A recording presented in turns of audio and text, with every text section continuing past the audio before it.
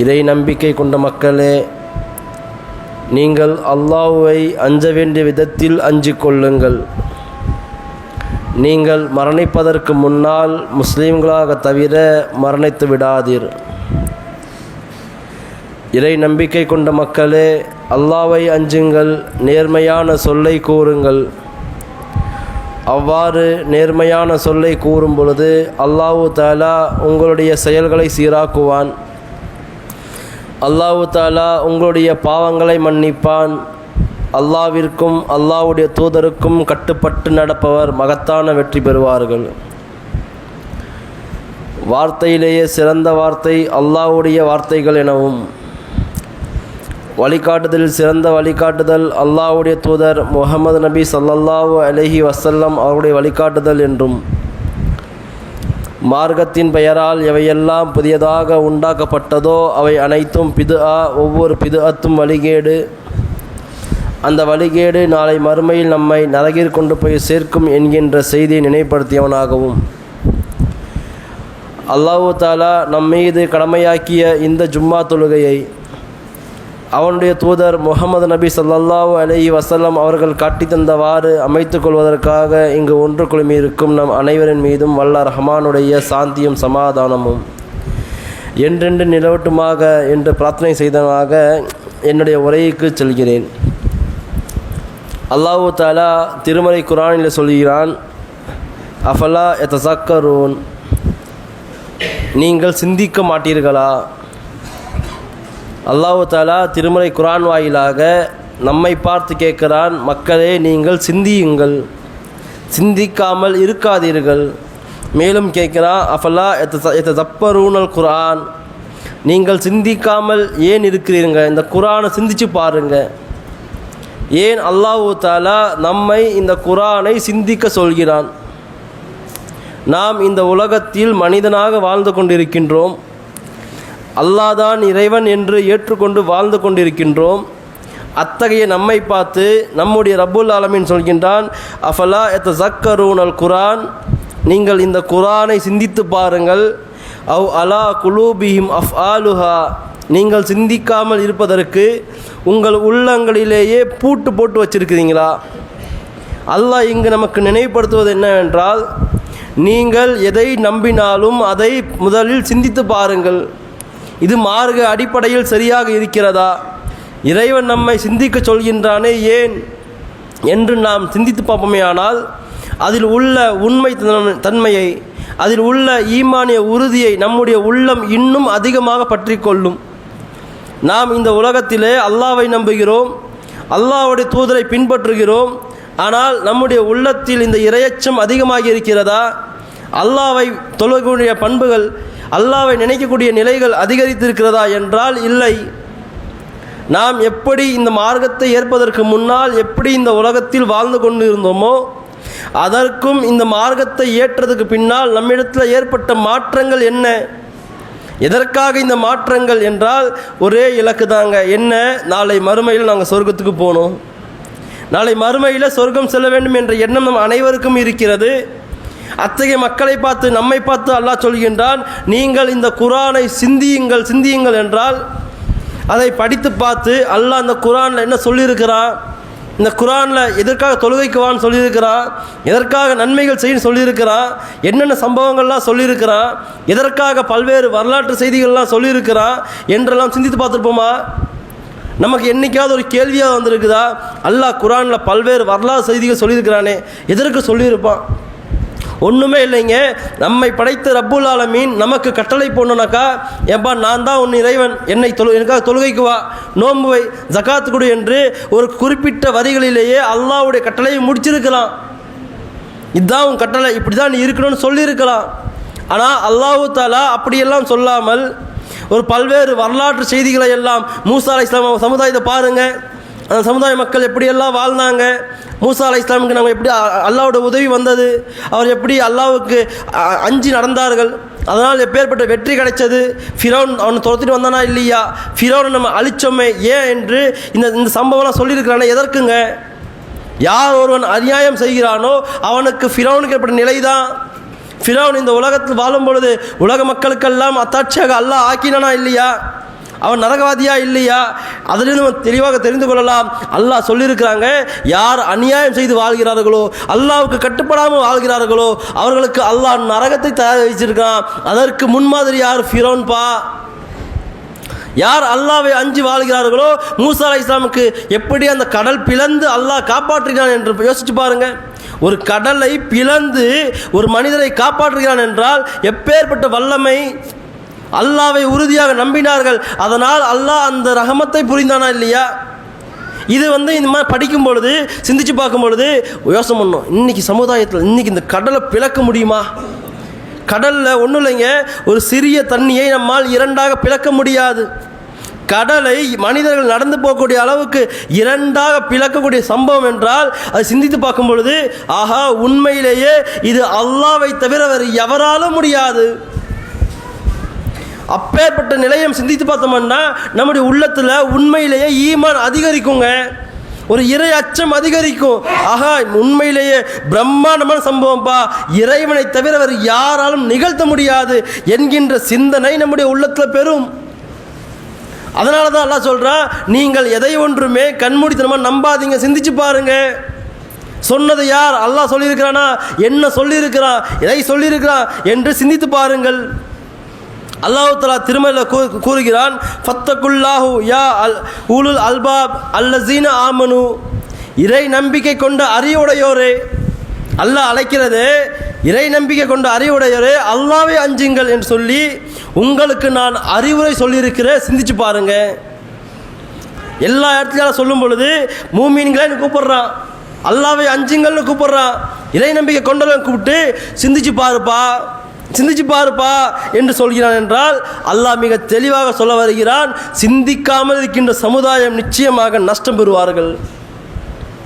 அல்லாஹ் குர்ஆனில் கேட்குறாங்க, எந்த அளவுக்குன்னா, கமா உவ ஆவா, குருடனும் பார்வையுடனும் சமமாவார்களா? நமக்கு தெரியுமா தெரியாதா? ஒன்றுமே இல்லைங்க. ஒரு பார்வை இல்லாதவர்கள் இங்கேருந்து அந்த பஸ் ஸ்டாண்டு பேருந்து நிலையம் போனாக்கா எவ்வளோ சிரமப்படுவார். அவருக்கு இந்த உலகத்தில் ஒன்றுமே தெரியாது, இருட்டாக இருக்கும், கையில் ஒரு குச்சி வச்சுருப்பார், தட்டு மாதிரி பார்ப்பார், எங்கே ரோடு இருக்குது, எங்கே சாக்கடை இருக்குது, எங்கே தண்ணி இருக்குது, எங்கே பள்ளம் இருக்குது, ஏதாவது தெரியுமா? எந்த வழியும் தெரியாது. அவர் இங்கேருந்து பேருந்து நிலையம் போனாக்கா 4-5 பேரை கேட்பார், யாராவது பஸ் ஸ்டாண்ட் வழி காட்டுங்கப்பா, கொஞ்சம் கைப்பிடிச்சு கொண்டு போங்கப்பா என்று யாரோ உதவி இருந்தால் மட்டும்தான் அவரால் அந்த பேருந்து நிலையம் செல்ல முடியும். ஆனால் கண் தெரியக்கூடிய நமக்கு யார் உதவியும் வேண்டாம், நாம எந்திப்போமா, நடப்போமா, போயிட்டே இருந்துருமா இல்லையா? அல்லாஹ் இங்கே புரிய வைக்கிறாங்க, ஏடா நாளைக்கு மறுமையில் சொர்க்கத்திற்கான திறவுகோல் குர்ஆன் உன் கையில் கொடுத்துருக்குறேன், அதை நீ படித்து பார்த்தீங்கன்னா நீ எதற்கும் தடுமாற தேவையில்லை, மறுமையில் நீ பயப்பட தேவையில்லை, மறுமையில் நீ யாருக்கும் அஞ்ச தேவையில்லை. அதில் உள்ள உபதேசங்களை படித்து சிந்திச்சு உன் வாழ்க்கையை நடைமுறைப்படுத்தினால் மிக இலகுவாக சொர்க்கம் செல்வாய். இல்லை என்றால் அந்த குருடன் எப்படி தடுமாறி யாராவது காப்பாற்ற மாட்டாங்களா, யாராவது என்னை கொண்டு போய் சேர்க்க மாட்டாங்களா என்று தடுமாறுவானோ அது போன்ற நிலை ஏற்படும் என்று சொல்கிறானே. இதையெல்லாம் நாம் படித்து பார்த்து சிந்தித்து பார்த்து ஒரு வசனம் தாங்க தெரியும், என்ன, குருடனும் பார்வையும் சமமாவார்களா? அது உள்ள கருத்து என்ன? நாளை மறுமைக்கான சொர்க்கத்திற்கான பாதை குர்ஆனில் உள்ளது, அதை படியுங்கள், அதை சிந்தியுங்கள், சிந்திப்பீர்களானால் மிக இலகுவாக போகலாம் என்று சொல்கிறானே. அந்த பார்வையில் நம்ம பார்க்குறோமா? ஒரு சமுதாயத்தில் வாழ்ந்த மக்களை பற்றி அல்லாஹ் குர்ஆனில் சொல்கிறாங்க. ஒரு சமுதாயத்தில் மக்கள் வாழ்ந்தாங்க, அவங்க எப்படி நம்ம இருந்தாங்கன்னு சொல்லும் பொழுது அல்லாஹ் சொல்கிறான், இன்ன ஃபீ கல்கி சமாவாத்தி வல் அர்ல், அந்த மக்கள் பார்க்குறாங்க, வானமும் மற்றும் பூமி இருக்கு இல்லையா, படைத்திருக்கிறத பற்றி பார்க்குறாங்க. வானத்தை பார்க்குறாங்க, என்னடா இவ்வளோ பிரம்மாண்டமாக இருக்குது, அங்கே சூரியன் தனியாக நிற்கிது, சந்திரன் தனியாக நிற்கிது, எப்படி நிற்கிது இது? நம்மளால் ஒரு பொருளை காற்றுல நிற்க வைக்க முடியல, அந்த வானன்றாங்க கண்ணுக்கு தெரியும் போய்கிட்டே இருக்குது, மேகங்கள்லாம் இருக்குது, மேகம் தாண்டியும் போகுது. சூரியனை பார்க்குறாங்க, எவ்வளோ பிரம்மாண்டமான ஒளி, இந்த உலகம் ஒட்டுமொத்த பூமிக்கு முழுக்கதுமே இந்த வெளிச்சத்தை தருது, எப்படா தருது? நிலவு இருக்குது, இரவில் தெரிகிறது, பகலில் காணோம், பகலில் நிலவு இருந்தால் கூட நிலவு நம்முடைய கண்களுக்கு தெரியாத மாதிரி இருக்குது. பல்வேறு அற்புதங்கள் நடைபெறுகிறது, எவ்வளோ பிரம்மாண்டமாக இருக்குது, என்னைக்கா பார்த்துருப்போமா? அதில் பறவைகள் பறக்கிறது, மனிதர்கள்லாம் ஃப்ளைட்டில் போகிறாங்க, எப்பேற்பட்ட சிறப்புகள்லாம் இருக்குது. அதிலிருந்து மழை பொழிகிறது, பூமி வறண்டு போன பூமியாக இருக்குது. அதிலிருந்து மழை பொழிந்தவுடன் என்ன ஆகுது? நாள்பட காய்கள் வருகிறது, கனிகள் வருகிறது. எப்படிரா இதெல்லாம் வருது என்றாவது ஒரே ஒரு நாளாவது வானம் மற்றும் பூமி பற்றி சிந்திச்சிருப்போமா? அந்த மக்கள் அல்லாஹ் சொல்கிறான், ஒரு சமுதாய மக்கள் இருந்தாங்க, வானத்தை பார்த்தாங்க, அதில் உள்ள அத்தாட்சிகளை எல்லாம் பார்த்தாங்க, பிரமிச்சு போகிறாங்க. எவ்வளோ சிறப்பாக இருக்குப்பா. பூமியை பார்க்குறாங்க, வறண்ட பூமியாக இருந்தது, நீர் வந்தது, அதற்கு பிறகு அதிலிருந்து செடி வந்து கனிகள் வருகிறது, அந்த கனிகள் சுவையாக இருக்கிறது, மனிதன் உட்கொள்ள முடிகிறது. எவ்வளோ பிரம்மாண்டமாக இருக்குது. இது ஒரு மனிதனால் செய்ய முடியாது நினைப்பாங்க. மேலும் சொல்கிறாங்க, வக்திலாஃபுல் லைல் வன்னார், இரவு பகல் மாறி மாறி வந்து கொண்டே இருக்கிறது. இரவு வருகிறது, பகல் வருகிறது, மாறி மாறி வந்து கொண்டே இருக்கிறது. நம்ம சிந்திச்சு பாருங்க, நமக்கு ஒரு 50 ஆண்டு காலம் 60 ஆண்டு காலம் இருக்குமா? நம்ம இது இத்தனை வருஷம் இந்த உலகத்தில் வாழும் பொழுது என்றாவது ஒரு நாளாவது சூரியன் உதிக்கலைங்க. பூமி இன்னைக்கு சூரியன் உதிக்கலன்னு சொல்ல முடியுமா? இல்லை இன்னைக்கு இந்த பூமி சுத்தவே இல்லைன்னு சொல்ல முடியுமா? இரவு பகல் மாறி மாறி வரலன்னு சொல்ல முடியுமா? இது அல்லாஹ்வுடைய அத்தாட்சிங்க. நம் கண் முன்னாடி ஒவ்வொரு நாளும் சூரியன் உதிக்கிறது, மறைகிறது, இரவு பகல் மாறி மாறி வந்து கொண்டே தான் இருக்கிறது. ஒரு நாளும் அதோடைய சிறப்பை நாம் உணர்ந்தது கிடையாது. அந்த மக்கள் சொல்கிறாங்க, எப்படிலாம் நடக்குது? வானம் எங்கேயோ இருக்குது, சூரியன் எங்கேயோ இருக்குது, பூமி நம்ம எங்கேயோ இருக்கிறோம், எல்லாம் கண் முன்னாடி பார்க்குறோம், மிக பிரம்மாண்டமாக இருக்கிறது. அனைத்தையும் இயக்கக்கூடியது யார்? அது அல்லாஹ் தான்.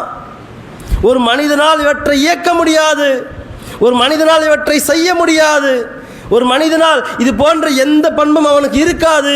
அப்போது மனிதன் இறைவன் கிடையாது, அல்லாஹ் தான் இறைவன் என்பதை அவர்கள் உள்ளபூர்வமாக உணர்வார்கள்.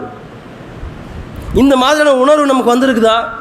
இன்னைக்கு இந்த உலகத்தில் வாழ்கிறவங்க அல்லாஹ்வை ஏற்றுக்கொண்டுள்ளோம், களிமாவை சொல்லிட்டோம், அல்லாஹ்வுக்காக தொழுகைக்கு வர எல்லா பண்புகளும் சரிதான். ஆனால் அல்லாஹ்வுடைய அத்தாட்சிகளை எல்லாம் பார்த்து ஆஹா எவ்வளோ பிரம்மாண்டமாக இருக்குதுப்பா, ஆஹா சூப்பர்பா என்றா சொல்லியிருக்கிறோமா? இது அல்லாஹ்வுடைய படைப்பு தான் என்றாவது நினைத்திருக்கிறோமா? ஒரு வானம், ஒரு பூமி என்னைக்காவது ரசித்து பார்த்து இது அல்லாஹ்வுடைய படைப்பாச்சே, இது அல்லாஹ்வுடைய பண்பாச்சு என்று சொல்லியிருக்கோமானாக்கா இல்லை. ஆனால் அந்த மக்கள் இதெல்லாம் பார்த்துட்டு பிரமிச்சுட்டு ஆஹான்னு சொல்லிட்டு உடனே சொல்கிறாங்க, எந்த நிலையில் அவர் சிந்திக்கிறார்களோ அந்த நிலையில் அவர் அல்லாஹ்வை வணங்குவதற்கு தயாராவார்கள். அவங்க நின்று கொண்டிருக்கிறார்களா, நின்று அல்லாஹ்வை வணங்குவார்கள். அவர்கள் உறங்கி கொண்டிருக்கிறார்களா, உறங்கி கொண்டே அல்லாஹ்வை வணங்குவார்கள். அவர்கள் எந்த நிலையில் இருந்தாலுமே அல்லாஹ்வை வணங்குவார்கள் என்று சொல்லிட்டு அந்த மக்கள் சொல்வார்களாம், ரப்பனா எங்கள் இறைவா. யார் தன்னுடைய கொடுக்கப்பட்ட அறிவை கொண்டு சிந்தித்து பார்த்து இந்த உலகத்துடைய பிரம்மாண்டத்தை எல்லாம் பார்த்து அல்லாஹ் தான் இதை படைச்சான்னு சொல்லி அல்லாஹ்வை நினைவு கூறும் தொழுகை நடத்துகிறாங்க இல்லையா, அந்த மக்கள் துவா கேட்குறாங்க. என்னது? ரப்பனா எங்கள் இறைவா, மா கலகத்த ஆசா பத்தீலா, நிச்சயமாக இவை யாவும் நீ வீணா படைக்கல. இந்த வானமாகட்டும், பூமியாகட்டும், நான் திங்கிற உணவாகட்டும், தண்ணி ஆகட்டும், எனக்கு தந்த அறிவாகட்டும், எதையுமே நீ வீணா படைக்கல என்றால் ஒரு எண்ணம் வந்திருக்க நமக்கு. இந்த உலகத்தில் உள்ள ஏதாவது ஒரு படைப்பை அல்லாஹ் வீணாக படைக்கிறாங்க, அல்லாஹ் இது யாருக்காவது பயன்படும் என்று படைத்திருக்கா என்ற எண்ணம் நமக்கு வந்திருக்குதா? இந்த உலகத்தில் வாழ்கிறவங்க அனைத்து வசதிகளும் பெறுகிறோம். உண்ண உணவு இருக்கிறது, குடிக்க நீர் இருக்கிறது, பார்ப்பதற்கான வெளிச்சம் இருக்கிறது. சூரியன்லாம் நம்ம பார்க்க முடியாது. ஒரு ஒளி இல்லைனாக்கா நம்முடைய பார்வை இருக்குது இல்லைங்களா, அதற்கு பிம்பம் தெரியாது. இந்த மாதிரி பல்வேறு விஷயங்கள் இருக்கிறது. இவை அனைத்தையுமே சிந்தித்து பார்க்காமல் இருக்கிறோம். ஆனால் அந்த மக்கள் சொல்கிறாங்க, சிந்தித்து பார்க்குறாங்க, பார்த்துட்டு சொல்கிறாங்க, இறைவா இவற்றை நீ வீணா படைக்கல. நம்ம என்ன எல்லாம் நமக்கு அல்லாஹ் கொடுத்துருக்காம்பா, அல்லாஹ் நம்ம சொகுசாக வாழ வச்சுருக்காம்பா, காசு பணம் எல்லாம் எதெல்லாம் தேவையோ அல்லாஹ் நமக்கு எல்லாம் வாரி வழங்கியிருக்கிறான். இப்பேற்பட்ட இடம் தாங்க இருக்குது. ஆனால் அல்லாஹ்வுடைய அத்தாட்சிகளை எல்லாம் பார்த்து இறைவா நீ வீணா படைக்கிறேன்னு சொல்லிட்டு அந்த மக்கள் சொல்வார்கள், சுப்ஹானக இறைவா நீ தூயவன் என்று சொல்வார்களே. ஒரு நாள் நம்முடைய வாழ்க்கையில் இது மாதிரியான பண்புகளை எல்லாம் பார்த்து பிரமிச்சு மெய் செலுத்து இறைவா நீ தூயவன் என்று சொல்லியிருக்கிறோமா? எப்போ நம்ம சொல்லுவோம்? ஒரு வியாபாரம் பண்ணுவோம், 50 லட்ச ரூபா வருமானம் வந்துடும், உடனே சுபானாக்கா சுபான்லா சுபான்லா அல்லாஹ் எனக்கு வருமானத்தை கொடுத்துட்டான். ஒரு திருமணம் பண்ணுவோம், வரதட்சணை வாரி வாங்கியிருப்போம், பணம் காசு பணம் பார்த்தோடனே சுபான் அல்லா சுபான்லான்னு சொல்லுவோம். இந்த மாதிரி நமக்கு ஏதாவது ஒரு ஆதாயம், நமக்கு ஏதாவது தேவை நமக்கு வந்து சேருதுனாக்கா உடனே சுப்ஹானல்லாஹ்னு சொல்றோம். ஆனால் அந்த மக்கள் பாருங்க எப்படியெல்லாம் சிந்திக்கிறாங்க, அல்லாஹ்வுடைய வேதத்தை படித்து பார்க்குறாங்க, சிந்திச்சு பார்த்து சுப்ஹானக்கன்னு சொல்றோமே. நம்முடைய வாழ்க்கையில் ஒரு நாள் இது மாதிரியான அத்தாட்சிகள் பார்த்துட்டு, இது மாதிரியான சந்தர்ப்பத்தை பார்த்துட்டு சுப்ஹானக்கன்னு சொல்லியிருக்கோமா? மேலும் அல்லாஹ் சொல்றான், அக்கீனா அஸாபன்னார், அந்த மக்கள் சொல்லுவாங்க, இறைவா எங்களை நரக வேதனையிலிருந்து காப்பாற்று. எப்பேற்பட்ட பிரார்த்தனை, எந்த சூழல், எப்பேற்பட்ட சிந்தனைன்னு பாருங்க. நம்மை போன்ற மனிதர்கள் தான், அவர்களுக்கு இந்த மார்க்கம் என்று சேரவில்லை.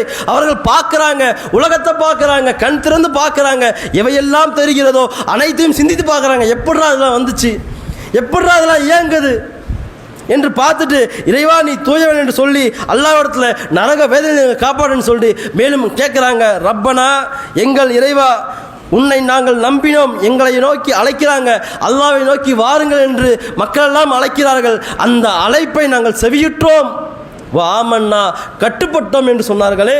இன்று நம்முடைய நிலை பாருங்க. நமக்கு அல்லாஹ் தஆலா மிக இலகுவாக இந்த மார்க்கத்தை தந்திருக்கிறான், மிக இலகுவாக இந்த மார்க்கத்தை கடைபிடிக்கக்கூடிய அனைத்தும் நம்ம தந்திருக்கிறான், அந்த அறிவை கொடுத்திருக்கிறான். எது நல்லது எது கெட்டது என்று சிந்தித்து பார்க்கக்கூடிய அனைத்து அறிவும் அல்லாஹ் நமக்கு தந்திருக்கானா இல்லையா? ஆனால் நாம் இந்த உலக வாழ்க்கையை எப்படி கழிக்கிறோம்? மார்க்கத்திற்காக கழிக்கிறோமா? அல்லாஹ்வை அதிகம் நினைத்து அல்லாஹ்வுடைய இந்த மார்க்க பணியை மக்களுக்கு சொல்கிறோமா? அல்லாஹ்வுடைய செய்திகளை மக்கள் மத்தியிலே போய் பேசுகிறோமா என்றால் கிடையாது.